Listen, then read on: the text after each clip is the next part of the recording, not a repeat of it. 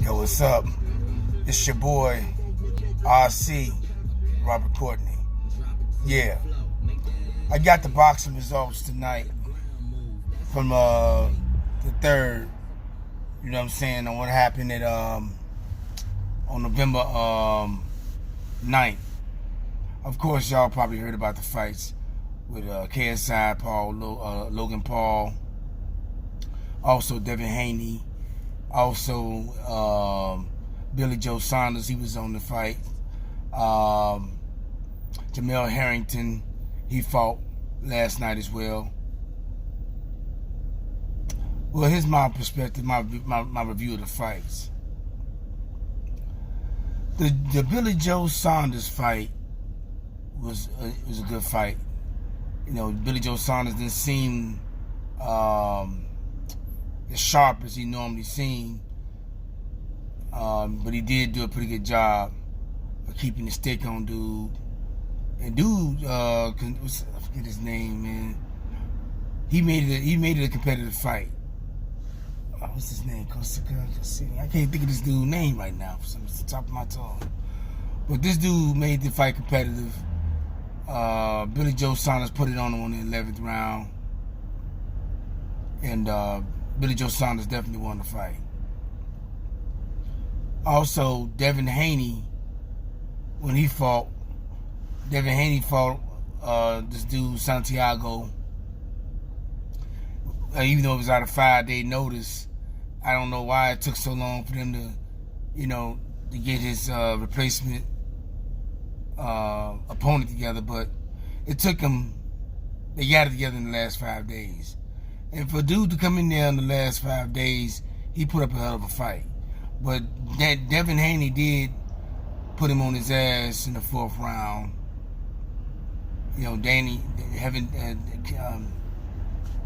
Devin Haney was doing Devin Haney, but he just didn't seem like as it was a rough fight. It looked like to me for Devin Haney, because dude got up after the 4th round. And during the 4th round, he got up and he was holding a lot. He wasn't really there putting to me a lot of competition here. He wasn't really fighting to me. You know what I'm saying? He was holding a lot, holding Devin Haney. And the fight was kind of lackluster to me. Devin Haney, he likes to have an explosive outing all the time. But this dude was a gritty fighter. And, he held his ground, but he held a lot. He was getting popped and banged up by Devin Haney. And dude actually looked bigger than Devin Haney. I was wondering how much he weighed when he came into the ring. He looked like he weighed at welterweight. But Devin Haney, being Devin Haney, boxed him real good. Slick moves. You know what I'm saying? Feinting him. A lot of head movement, and keeping out of range and moving in the range and landing his punches. Just that dude, he held a lot during that fight. Therefore, I didn't like it. It seemed like dude was trying to win, but at the same time, he was just mostly surviving, But in the end, it went 12 rounds, and the referee never did deduct a point from dude holding Devin Haney so much. And it looked like Devin Haney might have injured himself during this fight too. I hope it ain't too serious, but hopefully Devin get back on this square. Get back in the gym and start training again. Hope his injury is not that severe. But it was a unanimous decision for Devin Haney. Now we're gonna get to the KSI and Logan Paul fight. That fight, for some amateurs coming into the professional rankings in boxing, I don't know. I felt like they really did a disservice to boxing. You know what I'm saying? People really clamored to see the fight. Their audience and supporters was there for this fight. You know what I'm saying? And they really gave a big cheer for these fighters. And I don't know if boxing took a win or a loss in this situation, because it seemed like the people liked seeing that fight with KSI and Logan Paul more than they did, Devin Haney fighting Santiago and Billy Ho Saunders.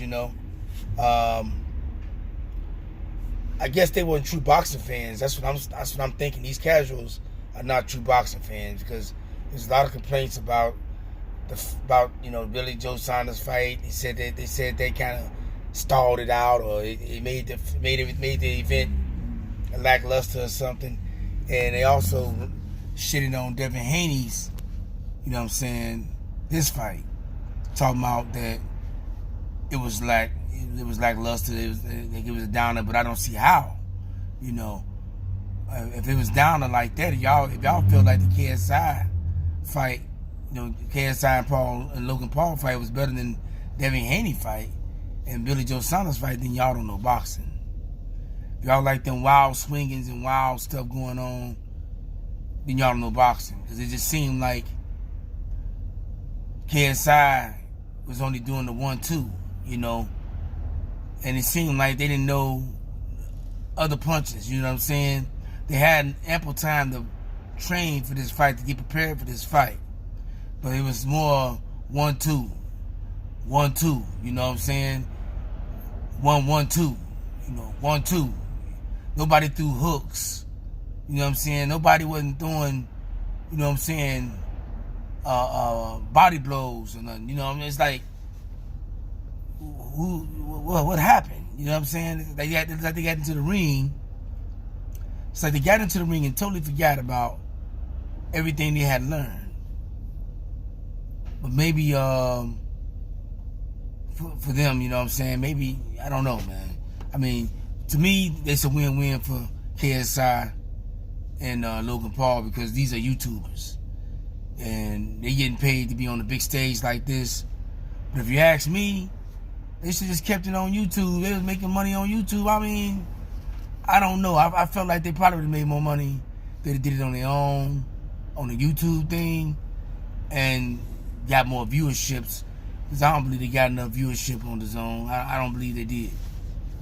If Canelo ain't pulling them in like that, I don't think they did either. Overall, KSI, it was some dumb shit that happened in the fight. Like, the referee was Jack Reese, okay? And Jack Reese, I don't know what's going on with Jack Reese, but I guess he calling this just an event or whatever the case.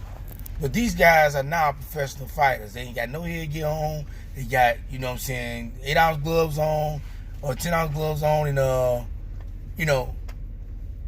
and they fighting at cruiserweight. So I'm trying to understand how the rules don't apply in this event, because when KSI hit Paul Logan and knocked him down, he hit him right there on the side of the ear and messed Paul Logan up, knocked him down. But Jack Reese gonna say it wasn't a knockdown, and dude clearly was messed up, He was Jack Reese trying to tell him to get up, and he getting up slow because he hurt. He all dazed and stuff. You trying to figure out, well, what the hell going on here? Why didn't he get a man a 10 count? It didn't make no sense to me. I don't know what Jack Reese is trying to prove, or what is he shooting for, or what is his agenda. I don't know what's going on with Jack Reese. Because he did the same old lame old shit when he fought, when Wilder and Tyson Fury fought. He gave him a real long count to get up. It just blew me, man. Tyson Fury fell to the ground, right? Eyes rolling back of his head. Now, any other normal referee that sees some shit like that is going to wave the fight off out of concern for the health of the other fighter. Because that ain't nothing normal. Mark get knocked down, his eyes rolling back of the head. You're not a doctor, you're the referee. Your job is to protect the fighter. I don't get it. I don't get that. But that's another subject. This particular fight, I don't get. I don't understand how a man get knocked down by a punch and you wave that off like, they took a knockdown from the man. Okay? Now, Logan Paul knocked KSI down too in this fight. But he was holding on to him somehow kind of way and hit KSI on the side of the head, back of the head, shit. KSI went down, whatever. Then Jack Reese took 2 points from Logan Paul. Now, that's what's making me trip out because, see, a lot of fighters be holding fighters and shit, you know what I'm saying, and hitting them. I've seen in any other fights where fighters are held a fighter and with the other hand free, hitting them, you know what I'm saying? Hitting them. When he's even tied up, Bernard Hopkins, was known for that. Like, if he tied up, one hand free, he bopping your ass. He bopping you, you know what I'm saying? He bopping you inside your head, you know what I'm saying? Or holding you one arm and hitting you, like, take this, nigga, you know what I'm saying? He taking care of that business with one hand. And the refs, a lot of times, they don't do anything about it. They just break them up or separate them, you know what I'm saying? Break up the holding. And he took 2 points from Logan Paul. Okay? For hitting him in the back of the head. Holding him and hitting him in the back of the head. So, I don't know how to really gauge that fight. I mean, at the most, you took a point away from dude from a knockdown. At the most, at the end of the day, it probably could have been a draw. It probably would have been a draw if it went from the 2 points taken away from Logan Paul. But either way it go, these guys, they getting their money. They ain't professional boxers. They come in there and they in the professional ranks now, but they ain't ranked or nothing. But either way it goes, a win-win for Logan Paul and KSI. You know what I'm saying? These guys, YouTubers, and for them to be doing it on the stage like this, they got the zone to back them, and pay them a bag a piece. You can't say nothing but take your head off because they winning. I wouldn't mind getting me a bag. I'll go up in that ring, you know what I'm saying, on the real. And put forth a real training. I train for real. And, you know what I'm saying, put on a hell of a fight, the best I can, at least for the first 2-3 rounds. Yeah. But other than that, they winning. So KSI was declared the winner of that fight by points, of course. He had the majority decision. Now, Jamel Herring fight, which is on Top Rank, and Pulov came back and fought. He was under the undercard of Jamel Herring's fight. And Pulov fought a crafty veteran, 12-year-old veteran. I can't think of the brother name, Rogers or something like that. But he ain't been active, but he went the whole 12 rounds of Pulov, man, and that wasn't a good look for Pulov. Pulov should have stopped the old boy in that fight. He should have stopped him. But Pulov was awarded the victory, of course. You know what I'm saying? But old boy, if his name is Rogers, if I'm wrong, forgive me. He was trying to fight. He was trying to win. He wasn't in there just to collect no check. Dude was in there fighting. He's a crafty veteran, and he could take a punch and he could dish it out. So they went 12 hard rounds. In latter part of rounds, they were both a little bit tired, but Poodle pulled off the victory. Jamel Harrington got in there. Him and his opponent. What's his name again? Jamal's. I don't know why I remember none of these opponents' names all of a sudden. My brain just froze. But he was fighting this dude, man, and dude rocked Jamal. He rocked Jamel Herring. He rocked him during the fight. I forget what round, because I was changing. I was going back and forth from the zone to the top rank. You know what I'm saying? Trying to watch both of the fights at the same time. But he rocked Jamel. He rocked Jamel during that fight. But Jamel did keep that stick on him. He kept sticking dude to the body. And he put a lot of rings in the bag. You know what I'm saying? He outboxed dude. He definitely outboxed him. But dude, what's his name? What's his name? Jacob or something? I can't think of his dude's name, man. He put up a good fight though. He gave him a good fight. He definitely put some heat on Jamel Herring. He definitely gave Jamel Herring a sturdy fight.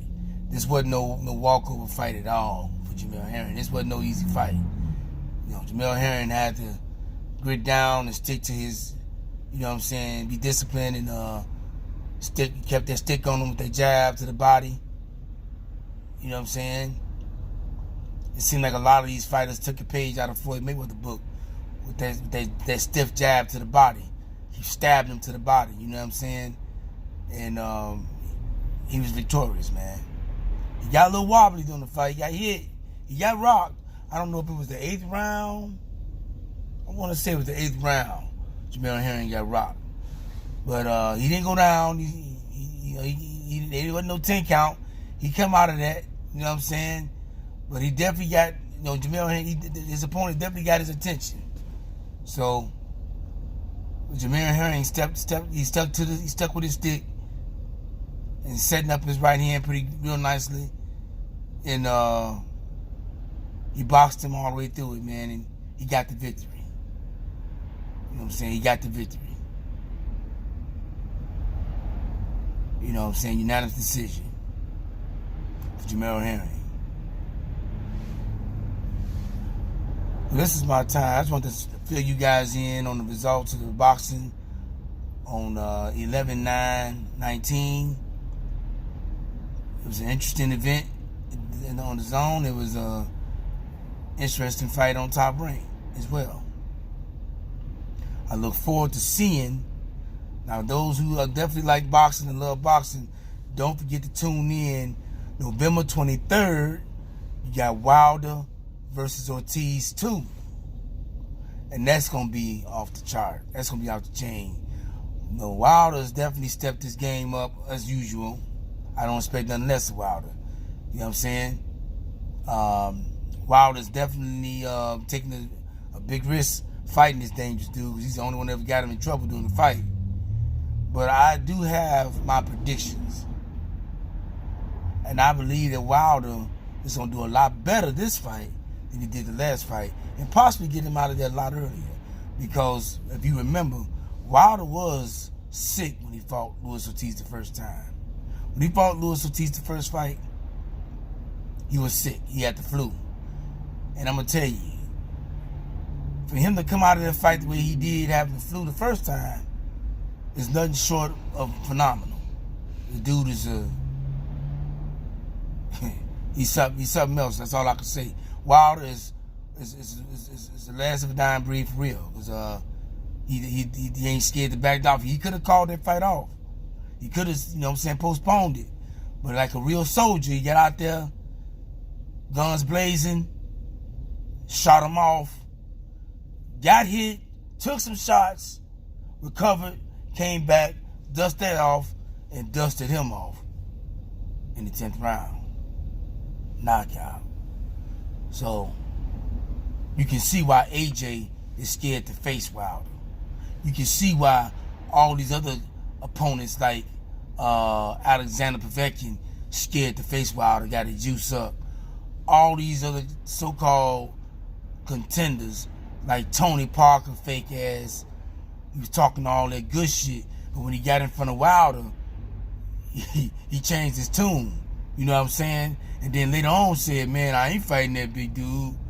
You know what I'm saying? But then later on, he got back on that bull, that BS. You know what I'm saying? Disrespecting Wilder, but he won't even step in the ring with him. because he know he'll get knocked smooth the fuck out, like my boy 7-8 said. But yeah, I want to see. I hope Ruiz beats AJ in this next coming fight up here in December. I believe December the 7th. I hope he beats him because I want to see an undisputed champion. Because I think Ruiz is one of them go-getters. He a dog. He want it. And he'll fight Wilder. And that's going to be an exciting fight. That's going to be the biggest event of the year, of next year. You know, he pulled off this win against AJ again, which I believe he's going to do. Matter of fact, I believe it's going to be even more devastating this time because Ruiz had more time to get ready and prepare, and he got his strength and conditioning coach on point with him. He looking leaner, faster. Man, it's gonna be an exciting fight, even though it's gonna be out there in the dunes. You know what I'm saying, Saudi Arabia, but hey, it's gonna be a heck of a fight. So tune in November 23rd, Wilder versus Ortiz 2. Off the chain. Also on the undercard of that fight, I believe, Bottle Jacket's fight. I'm not sure. It'd be good to see how he looking coming back after what happened to him when he fought Marcus Brown. So that's about it for me. This your boy Robert Courtney. I like to say the RC. You dig? Stronger than the cola. You dig? But tune in. If y'all like this video, definitely hit the thumbs up, the like button for me, and subscribe. I will be back at you with some more boxing info. I'm out.